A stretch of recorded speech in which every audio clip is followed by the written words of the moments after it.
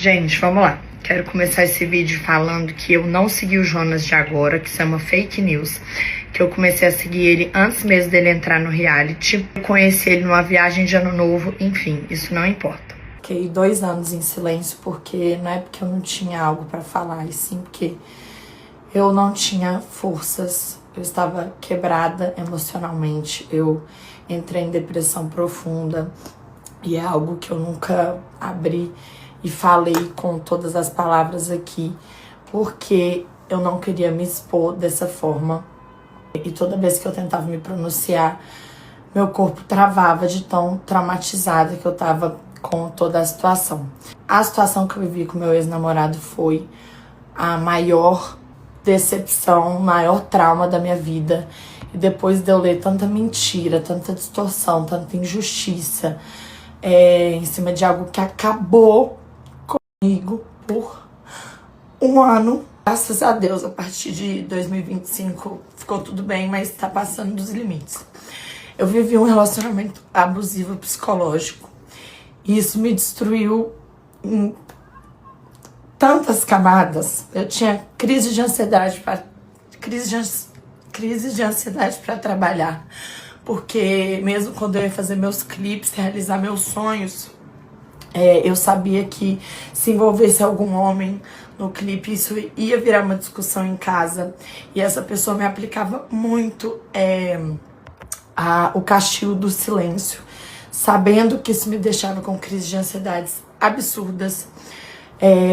Em vez de me apoiar, virava muito as costas pra mim. E isso me machucava de um jeito que ninguém consegue imaginar. Era muita crise de ansiedade, era muito caos. E eu nunca podia, por exemplo, vou dar alguns exemplos. Eu não podia usar salto alto, porque eu ficava maior que esse meu ex-namorado e isso afetava o ego dele. Qualquer aparição minha que pudesse chamar mais atenção era uma disputa, a gente vivia uma eterna disputa. E já ouvi histórias dele falar com pessoas da nossa agência o porquê que eu ganhava melhor que ele. E não era só comigo. Como vocês podem ver aí no programa, ele gosta muito de criticar a aparência de algumas pessoas. E uma dessas pessoas é a atual dele hoje em dia, gente. Eu não tô falando isso por vingança, mas sim porque se criou uma narrativa que não é verdadeira, sabe? E o que mais me feriu disso tudo foi no término. Uma amiga que frequentava a minha casa sempre. Eu frequentava